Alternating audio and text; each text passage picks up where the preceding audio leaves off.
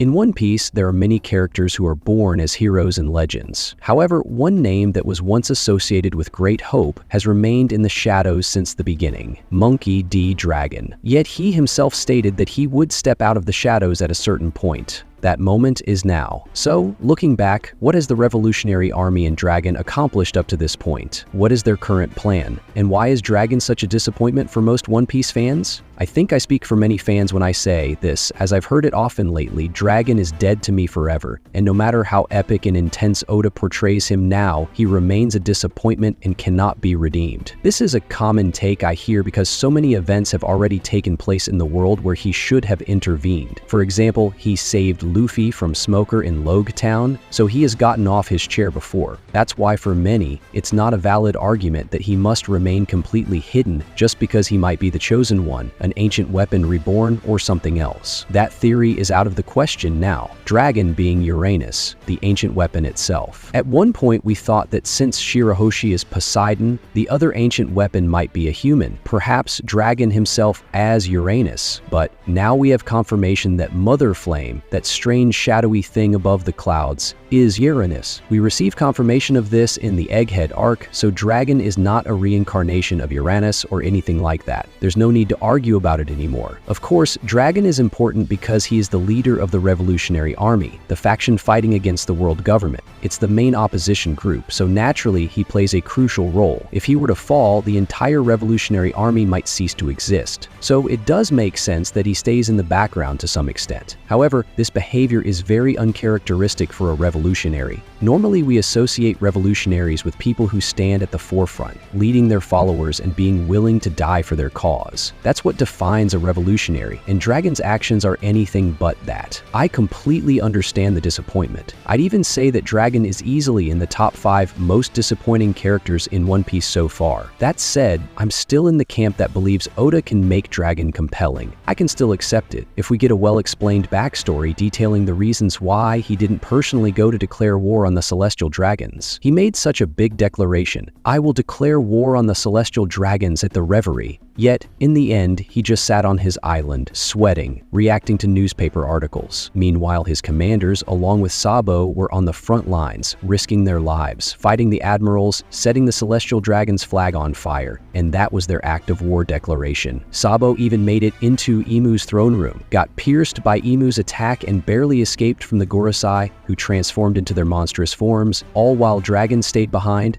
Meanwhile, Dragon was just chilling on his island. For many fans, that's exactly why he's such a disappointment. People expected that during the Reverie, Dragon would stand on the table in front of all the world's kings and boldly declare war. I was really anticipating an epic moment like that, many of us were, but it never happened. So far, Dragon has barely had any significant moments, just a few flashbacks here and there, like the one in Loguetown. We see glimpses of him, we see his ship, but never a full-fledged moment where he takes action. And there have been plenty of reasons for Dragon to step in and make his move. Why didn't he show up at Marineford if he's supposedly as strong as people believe? He's the most wanted man in the world, he should have the highest bounty in One Piece, and that's not without reason. He must be incredibly powerful. He's Luffy's father after all, so he has to be strong. So what's stopping him? Are his hands tied? Is he too important? Does he have the last road poneglyph tattooed on his back, making him untouchable? There are so many theories about Dragon. What we do know, something I've mentioned in my previous videos, is that Dragon's real fight will only begin once the world government deploys the Holy Knights. These elite warriors have been kept in reserve for years. Now the 3 of them have likely been sent to Elbaf, which means the others will soon be released as well. There are a total of 9 Holy Knights, meaning that 6 more are still waiting to take action. Are they operating in teams, kind of like Akatsuki and Naruto? Or are they attacking individual kingdoms alone? We don't know yet. What we do know is that the real fight is starting now for Dragon. This is the moment where he has to act, and in fact, he and the Revolutionary Army have already taken action. Though many fans don't seem to realize it, some even unfairly dismiss the Revolutionary Army's efforts simply because they're unaware of them. Yes, they burned the Celestial Dragon's flag, symbolizing their declaration of war, but if they had just returned to their island afterward and continued to chill for months or years, that war declaration would have been meaningless. However, Dragon had a plan. The Revolutionary Army has already struck a major blow against the world government. They have cut off their food supply. You all know about the Red Line, the massive rock formation on which the world government's Holy Land land Mary Joy's is located. That's where the celestial dragons live, the ones who exploit the world, let people starve, and keep slaves in misery. Dragon's strategy? Beat them with their own medicine. The Revolutionary Army has been sabotaging the gondolas, the massive gondolas that transport food and supplies up to Mary Joy. By attacking and destroying these supply lines, they've put the world government in a serious predicament. For some time now, Mary Joy has been struggling without these essential resources, and the blockade will only continue. If this goes on for just another 1 or 2 weeks in the One Piece world, with the Revolutionary Army's blockade in place, and with Vegapunk's message revealing to the world that the sea levels are rising and will continue to rise, mass panic has now broken out. As a result, the Holy Knights have likely been deployed for the first time in ages. The real question now is, what is Dragon's next move? Now that the Holy Knights are in action, where and how will he strike at the world government's next weak point? Some might wonder, what more can he even do? But in reality, the world government's Achilles heel has already been exposed. The celestial dragons and the ruling elite are supposed to be incredibly intelligent. They built their stronghold on the Red Line, a massive rock formation high above sea level, ensuring they wouldn't be affected by the rising ocean,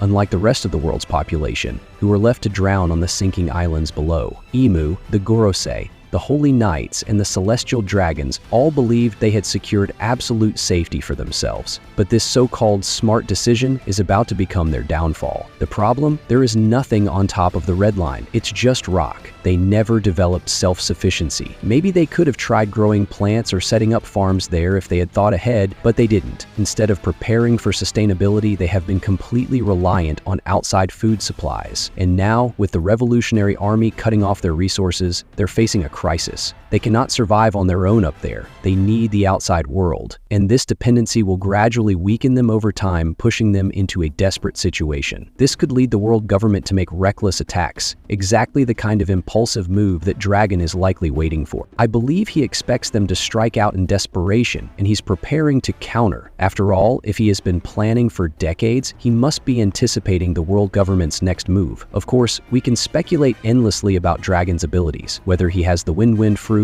a weather loja, or something else. But in the end, what truly matters are the strategic moves he has been setting up all these years and how he is prepared for the inevitable reactions from the world government. And I agree, if Oda doesn't provide a brilliant explanation for Dragon's inaction, then his character will remain a disappointment. There must be a reason why he hasn't personally taken action. Maybe it's part of a larger plan, or maybe we'll learn about a tragic backstory involving Luffy's mother. Perhaps they were once slaves themselves. We do know that Dragon was once a Marine before he turned against them. Garp wasn't happy about it, that much is clear. But this missing puzzle piece is crucial for truly understanding Dragon. What was his time in the Marines like? Was he once a candidate for an admiral position before he turned against them? Did he witness the horrors of God Valley firsthand? Did he see the celestial dragons slaughtering innocent people for sport? And was that the moment that changed him forever? And from that moment on, did he decide to oppose the world government forever? We need answers to questions like these. Otherwise, I completely understand those who say, I don't care what Oda does with this character anymore. For many fans, it doesn't matter what kind of reveal Oda gives Dragon at this point. They've known this character for who knows how many years. Probably 15 or 20 years now, maybe even longer. We've been aware of Dragon for ages. And yet, despite all this time, whenever we do see him, we never see him actually do anything. That's frustrating. So yeah, I get why people feel disappointed. But personally, I'm still on Team Hope. What about you? What team are you on? Let me know in the comments. I hope you all have a fantastic day. Take care. See you next time.